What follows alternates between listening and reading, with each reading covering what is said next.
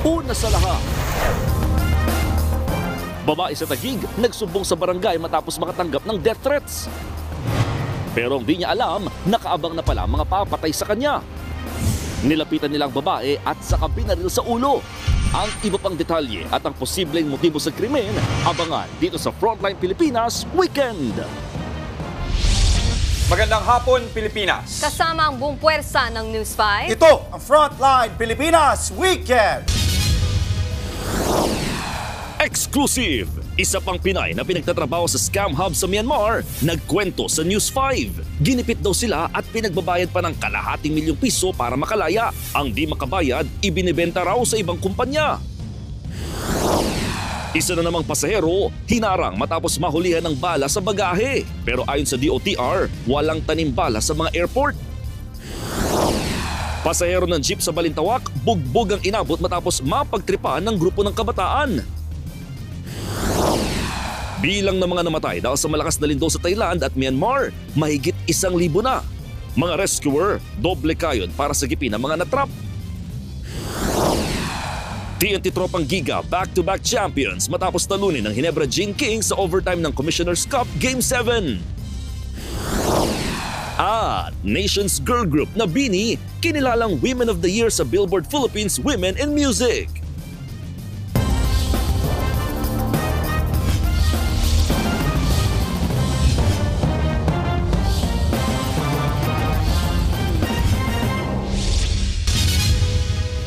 Malapit ang binaril sa ulo ang isang negosyanteng naglalakad lang sa Taguig. Pinatay siya ilang saglit lang matapos niyang isumbong sa barangay na nakatatanggap siya ng death threat. Nasa frontline ng balitang yan, si Dave Abuel, exclusive. Tumambay pa saglit ang dalawang lalaking yan na parehas na nakamotorsiklo sa Western Bikutan sa Taguig magtatanghali kahapon. Umabante ang isang nakaitim, saka pumarada sa tabi. Maya-maya, sinundan niya ang dalawang babaeng nakapayong hanggang sa malapitan nitong binaril sa ulo ang isang babae. Bumagsak sa kalsada ang biktima habang nakatakbo ang kanyang kasama. Dali-daling sumakay ng motor ang gunman saka sumibat. Sinundan siya ng kanyang kasama. Naisugod pa sa ospital ang biktima pero idiniklara ring dead on arrival. Sa investigasyon ng mga pulis bago ang pamamaril ay nanggaling pang biktima sa barangay. Nag-report daw ito matapos makatanggap ng pagbabanta sa kanyang buhay. Threat po sa kanya ay, bakit ka magpapabarangay? Sumusobra na. Sige, umanda ka, may pagkakalagyan ka. Ayun po yung laman po ng text po sa kanya. Inaalam pa ng mga pulis kung sino ang nagbanta sa biktima at kung direktang may kinalaman ito sa pamamaril. Ayon naman sa mga pulis, Allegedly po, ang ating biktima po ay may kinakasangkutang scam po, sanglaktira at istapa. natukoy naman na ang pagkakakilanlan ng namaril matapos ma-recover ang ginamit na motor sa krimen. Pero pinaghahanap pa rin sila hanggang ngayon. Maharap sila sa kasong murder. Sinubukan naman ng News 5 na makapanayam ang kaanak ng biktima pero tumanggi ito. Nagbabalita mula sa Frontline, Dave Abuel, News 5. Arestado ang isang babaeng shoplifter sa Quezon City. Ang suspect, tirador daw sa mga convenience store sa lungsod. Nasa frontline ng balitang yan, si Nina Ong Pauco, exclusive. Himas sa rehas ang babaeng yan matapos sulihin ng mga police QC. Ilang ulit na raw nahuli ang babaeng nagsha-shoplift sa mga convenience store. Ang suspect, isang 38 anyos na babaeng call center agent umano. Mayroon din daw siyang ka-live-in na partner in crime niya rin. Base sa investigasyon ng mga pulis, kabisado na ng mga tindahan ang galawan na magka-live-in sa ganitong pagnanakaw. Pamilyar na po kasi yung mga mukha nila.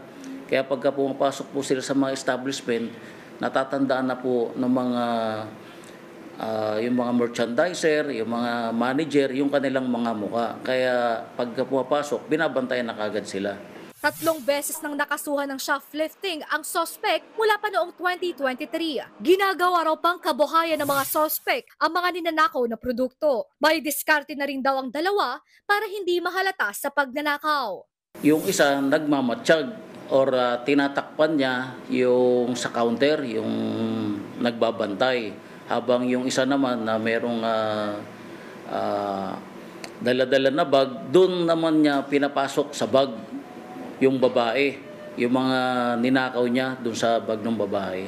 Aminado naman ang suspect sa ginawang krimen. Binibenta namin para mag-survive kami. Binibenta namin 50%. Nilalagyan namin sa bag, tapos diretso namin binibenta. Sa call center po. Madali kasi dumiskarte. Madali yung pera. Bali po, siyempre po sabi niyo po call center, malaki po ang sahod po ng salary. Pero bakit po naisip pa rin po? Walang commitment. Nasa kustodiya ng Police Station 8, Project 4, Quezon City, ang suspect at mahangarap sa kasong theft habang pinaghahanap pa ang kasabwat na kinakasama ng suspect. Nagbabalita mula sa frontline, Nina Ongpauco, News 5. Ito pa ang isang exclusive na kausap ng News 5 ang isang Pinay scam farm worker sa Myanmar. Bukod sa pagpapahirap, sinisigil din sila ng ₱250,000 para makalaya. Ang hindi nakabayad, ibinibenta raw sa ibang kumpanya. Nasa frontline ng balitang yan, si Rainiel Pawid, exclusive. Ngayong Sabado, isang mensaheng natanggap ng News 5 mula kay Josefa. Isa siya sa mga nagpapasaklolong Pinoy scam farm workers sa Myanmar. Ilan sa kanyang mga nabanggit ang pagkabahala na may 5 bagong salitang Pinoy sa pinapasukang scam hub. Sa ngayon, 20 na lamang silang Pinoy na nananatili sa kumpanya. Bantay sarado raw sila, maging ang pintuan ng kanilang kwarto may nakaposteng gwardya. Oras na mahuli silang gumagamit ng cellphone at nakikipag-usap sa mga kaanak, sa tinatawag na dark room ang kanilang bagsak. Dito, posible silang kuryentehin at paluin ng 50 beses, gaya ng naranasan ng Pinay na ito. Dahil humina ang scamming business, inoobliga silang magbayad ng ₱250,000 kapalit ng kanilang paglaya. Kapag hindi nakabayad, ibebenta raw sila sa ibang kumpanya. Naipaabot na sa Philippine Police Attaché sa Bangkok ang impormasyon ni Josefa. Nakikipagtulungan na rin sila sa Myanmar authorities para sa agarang pagsagip sa mga Pinoy. Malaking bilang daw sa mga Pinoy scam farm workers sa Myanmar, magkakaanak at magkakaibigan. Karamihan is alam nila kung anong trabaho na pupuntahan. Kasi karamihan din mga pogo workers sa atin, dyan sa Pilipinas. So mga experienceado na sila. Binabantayan naman na ng Department of Foreign Affairs ang ilang paliparan at pantalan sa bansa. Posibleng sa Mindanao raw itinatakas ang ilan nating kababayan na nabibiktima ng scam farm employment. Kunyari tourist, tapos yung pala magtatrabaho. So, if that's the offer, that's already a red flag. Dahil ko sabihin, hindi kayo pupunta doon by Naiya. You will go by Mindanao, across the sea to Malaysia.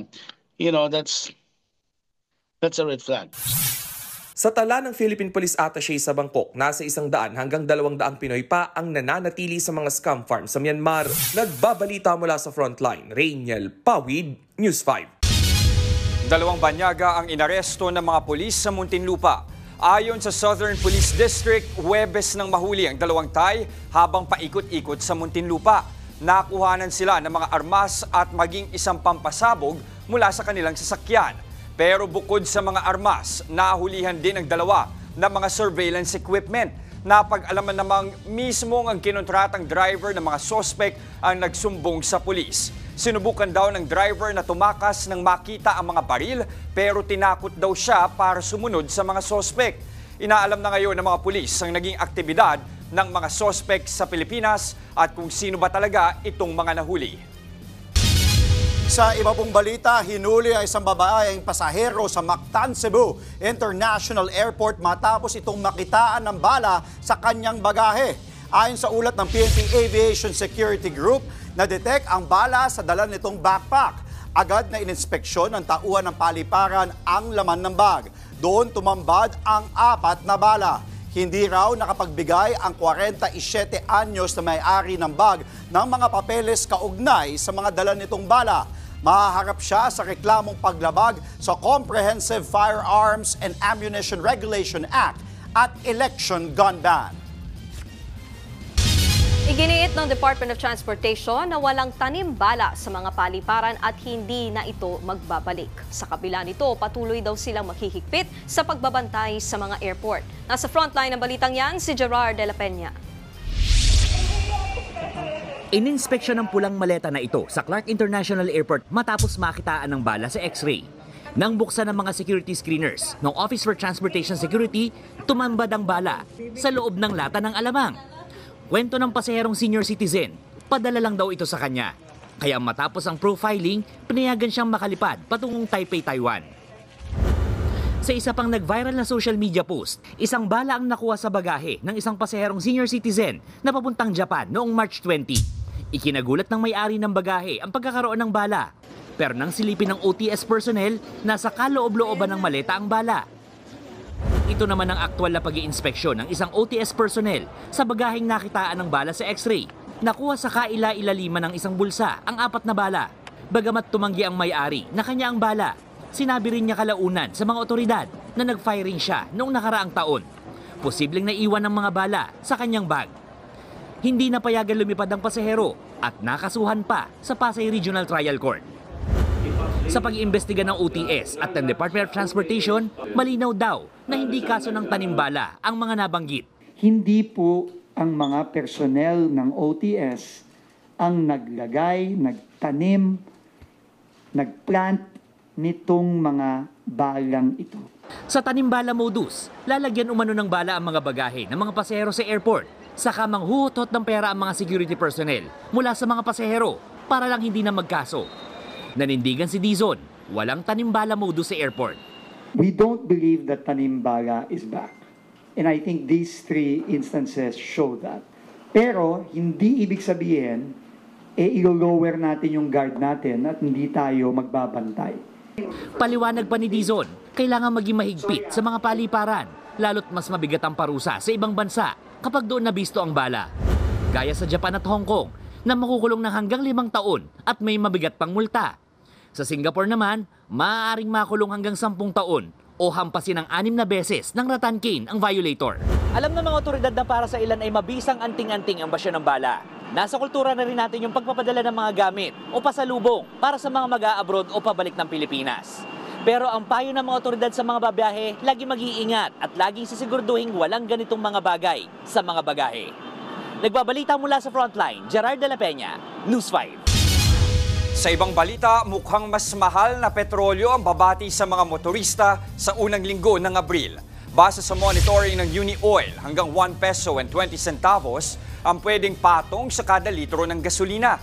Hanggang 1 peso and 10 centavos per liter naman ang dagdag sa diesel.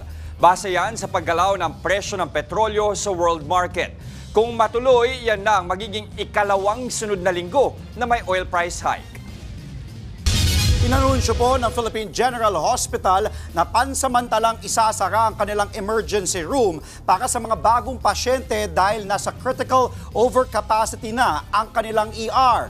Tanging mga pasyenteng nasa life-threatening emergencies lamang daw ang tatanggapin sa ngayon ng PGH. Umapela naman ang Department of Health sa mga healthcare institution at practitioners na dalhin muna ang mga bagong pasyente sa ibang government hospitals. Paglilinaw naman ni Health Secretary Ted Herbosa, walang kakaiba o delikadong mga dahilan sa pagkapuno ng ER ng PGH.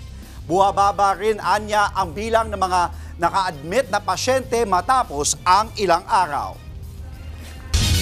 Mga kapatid, kahit mainit, magiging makulimlim pa rin na may minsanang pag-ulan sa ilang lugar ngayong weekend. Ayon sa pag-asa sa pool ng easterlies, ang malalaking panig ng bansa. Magpapaulan din ang northeasterly wind flow sa Batanes at Babuyan Islands. Sa forecast ng Metra, may tsansang umulan ngayong gabi sa Tarlac, Pangasinan, Calabarzon at Bicol Region. Maulan din bukas ng hapon sa ilang lugar sa Ilocos Region, Cordillera, Mindoro, Quezon at Marinduque. May thunderstorms din ngayong gabi sa Western Visayas, Negros Island, Dinagat Island, Eastern Samar, Southern Leyte, Palawan, pati na sa Northern Mindanao, Maguindanao at Soc Sargent. Ganyan din ang panahon bukas ng hapon sa halos buong Kabisayaan at Mindanao. Doble ingat dahil posible ang magdulot ng pagbaha at landslides. Susunod, 3 bata sa Cebu na trap sa nasunog nilang bahay. Mga tirador ng bisikleta sa Quezon City nakipaghabulan sa mga gwardya matapos mabisto. Lahat ng yan sa pagbabalik ng Frontline Pilipinas Weekend.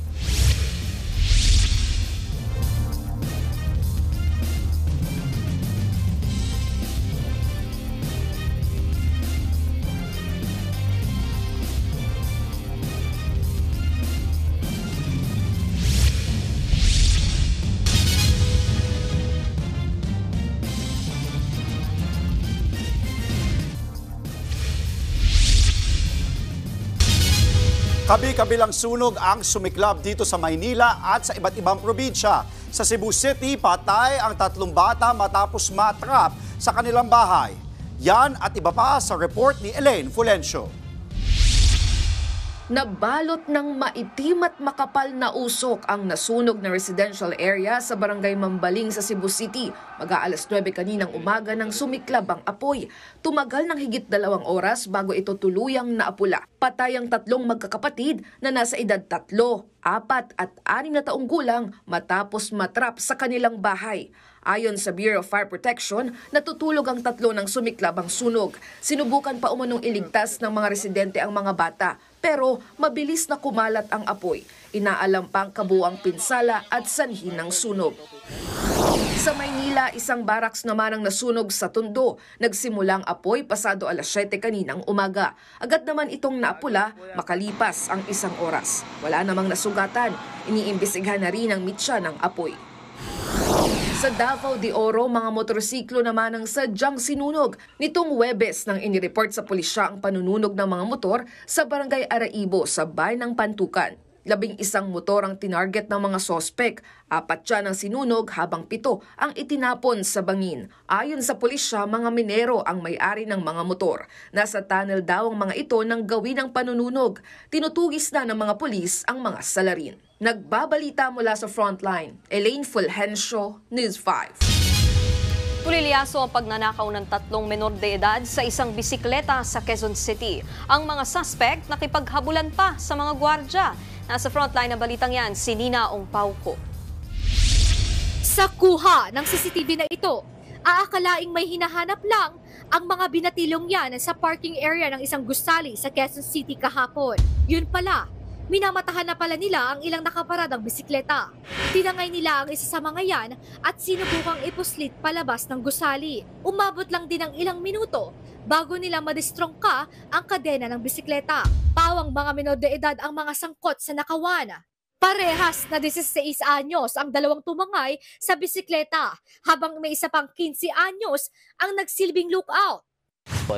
Pumasok po itong 3 menor de edad dun sa area nila at naghahanap po ng mga bike. Mayroong sumisilip na kung saan ano yung pinakamaganda at pinakamalaki yung presyo. Sa isa pang kuha ng CCTV, kita kung paano nahuli ng mga otoridad ang mga binatilyo matapos walang maipakitang parking ticket sa teller.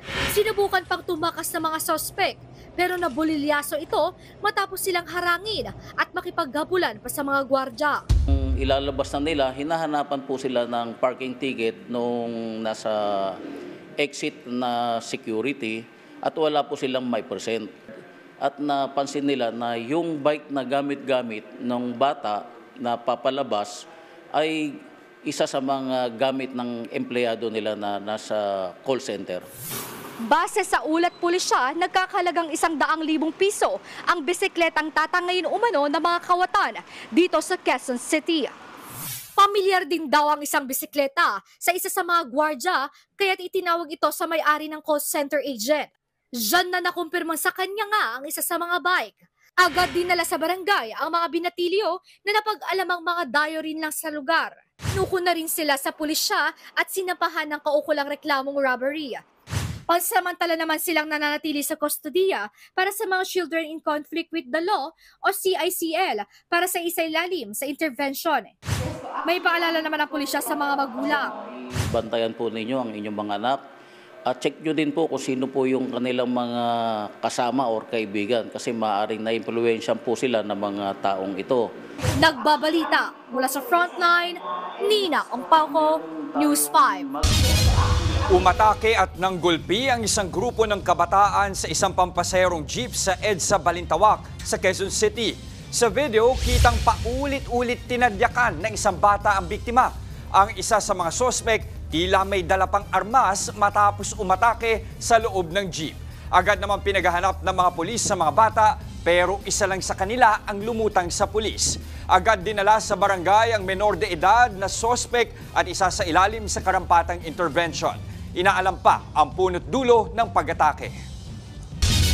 Isang truck ang nadisgrasya sa kahabaan ng North Luzon Expressway o NLEX kahapon.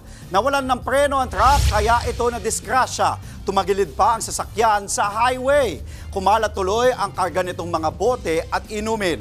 Pero imbes na saklolohan ang mga sakay ng truck, pinagpiestahan ng mga residente sa lugar ang mga nagkalat na bote.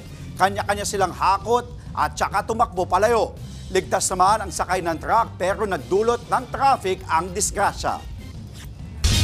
Sa ibang balita, muling binanata ni Davao City Mayor Baste Duterte si Pangulong Bongbong Marcos sa ginawang birthday rally para sa ama niyang si dating Pangulong Rodrigo Duterte. Nasa frontline ng balitang yan ang aming Mindanao correspondent na si Bril Montalvo. Marcos! Tanawa wala ka di ako, wala sila!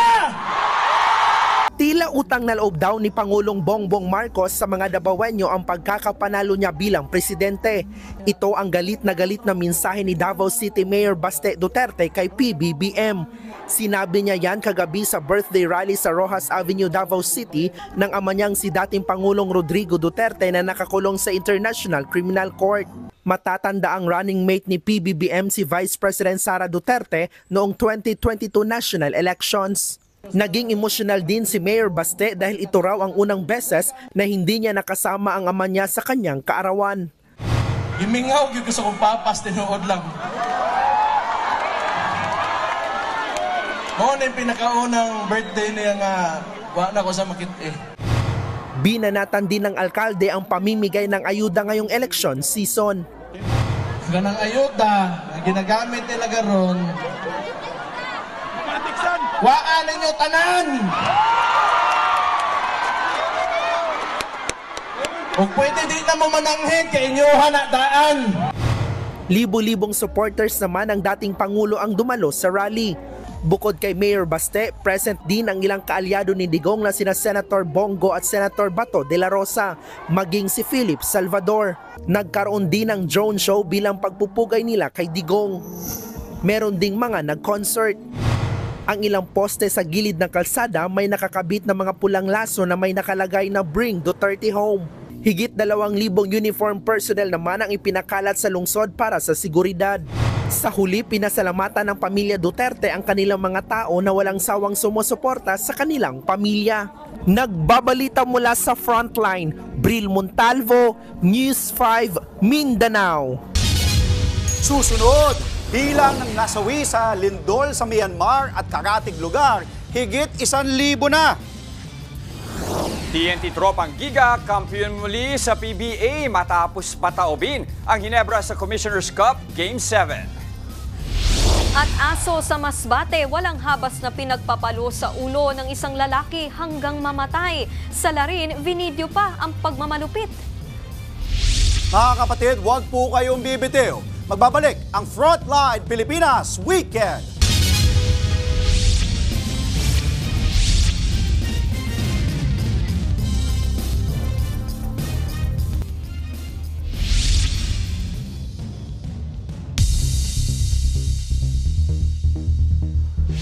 Umabot na sa higit 1,000 ang bilang ng mga nasawi sa magkasunod na lindol na yumanig sa Myanmar kahapon.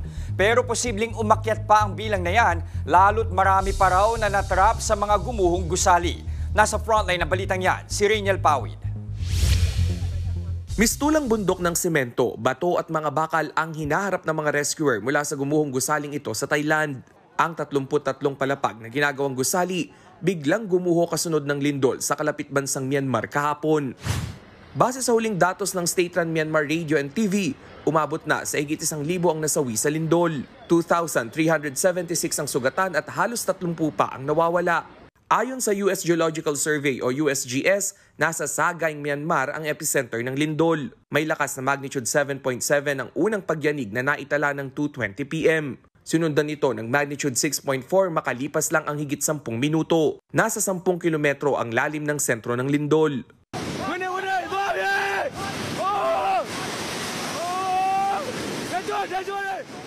Sa lakas ng pagyanig na patakbo ang grupong ito ng mga monghe sa kalsada at nasaksihan ang pagguho ng gusaling yan sa Mandalay. Bagamat malayo sa epicenter ng pagyanig, nagdulot din ng matinding pinsala sa syudad ng Yangon ng lindol. Ilang gusali at bahagi ng kalsada ang nasira.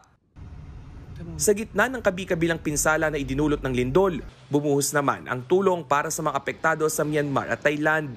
Ang India agad na nagpadala ng relief aid para sa mga nasalanta, habang ang China naman nagpadala ng rescuers para tumulong sa nagpapatuloy pa ring search and rescue operation sa mga gumuhong gusali.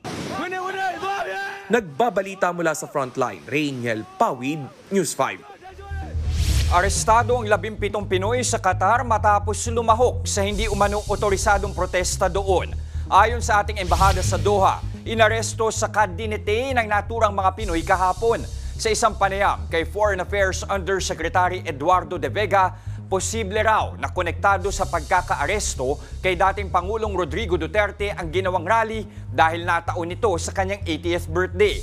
Git naman ng embahada sa mga Pinoy sa Qatar, sumunod sa mga patakaran ng ibang bansa tungkol sa mga pagtitipon, lalo na kung may temang politikal.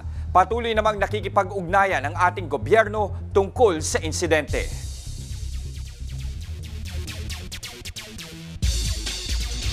Kampiyon muli ang TNT Tropang Giga sa ikalawang sunod na conference. Yan po ay matapos nilang talunin ang Barangay Ginebra San Miguel sa Game 7 ng PBA Commissioner's Cup Finals. Nasa frontline ng balitang yan si Ian Suyo. Tobuntin fires on the baseline. It stays in. Mainit ang naging bakbakan ng TNT Tropang Giga at Barangay Ginebra San Miguel sa Game 7 ng PBA Commissioner's Cup Finals kagabi. Walang gustong magpaiwan sa dalawang kuponan buong laro. Lamang ng 3 ang TNT sa huling 20 segundo ng laban nang ipasok ni Ginebra import Justin Brownlee ang clutch 3-pointer para maitabla ang laro.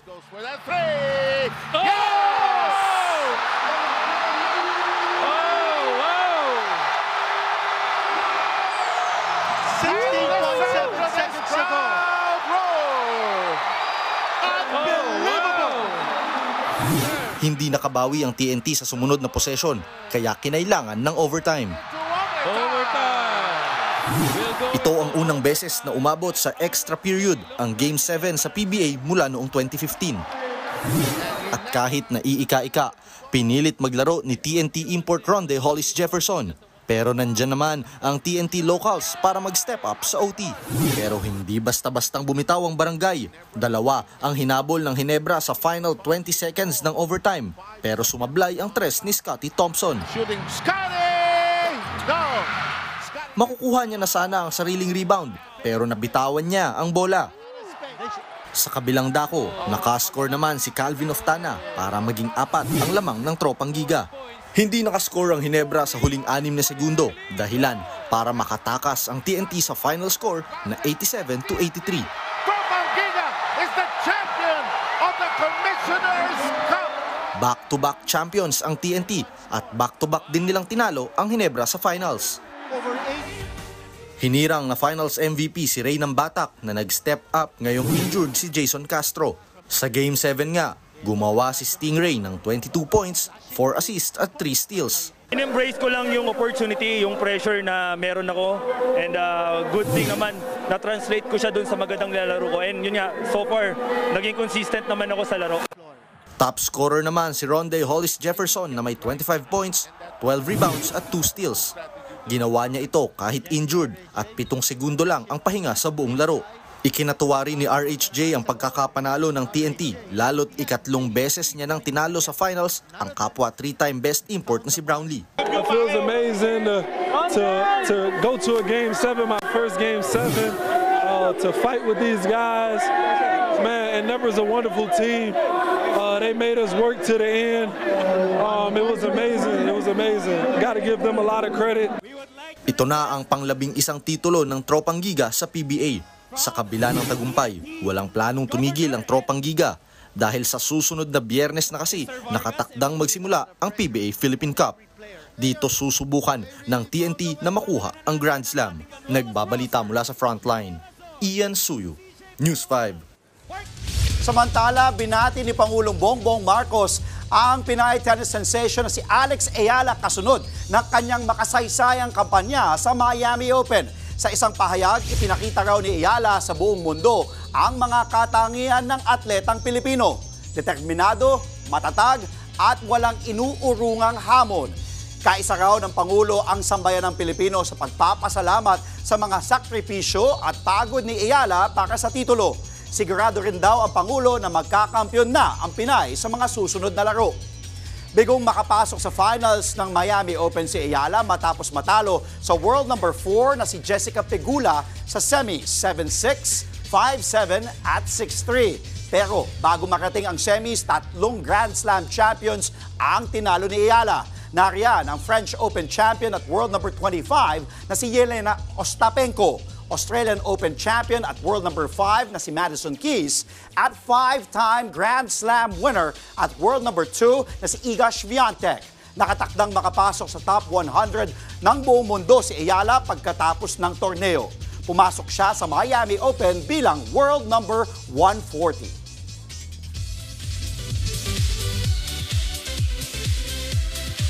Pasok sa top 10 artists ng Spotify Radar Philippines sa 3 Pinoy artists. Kabilang dyan ang OPM boy group na BGYO, rock band na Dilaw at ang hip-hop group na Almost.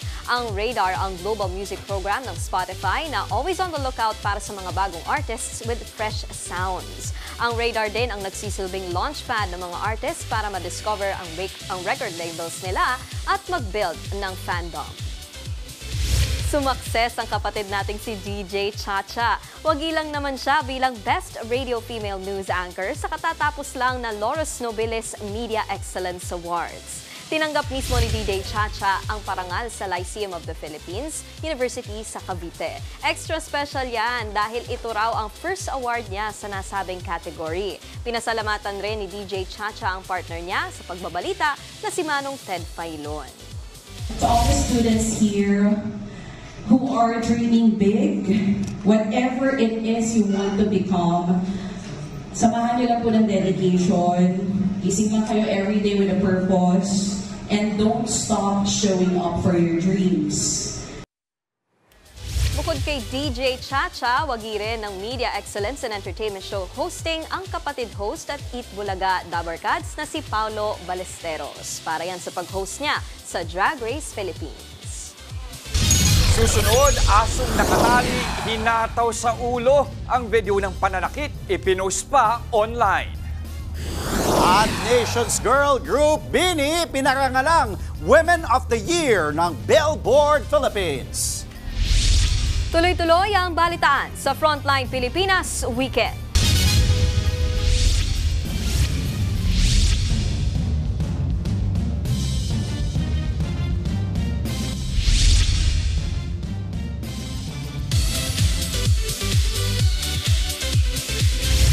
Tinanggap ng Nations Girl Group na BINI ang parangal bilang Woman of the Year ng Billboard Philippines. Looking gorgeous at stunning as usual ang BINI sa kanilang white and beige flowery dresses. Present ang BINI members sa awarding except kay Sheena. Pero say ng ilang blooms, parang kumpleto naman daw dahil may groupie naman ang BINI with Sarah G. Kamukha naman daw siya ni BINI Sheena. Laro kayo, blooms. Narito naman ang mensahe nila sa fans para sa award. Sana itong award na to maging reminder to na ang success, it's not just about talent, it's about hard work, and the courage to keep going no matter what. At yan po mga impormasyong dapat ninyong malaman. Mga balita para sa may alam at may pakialam. Kami ang inyong makasangga sa Frontline Pilipinas Weekend.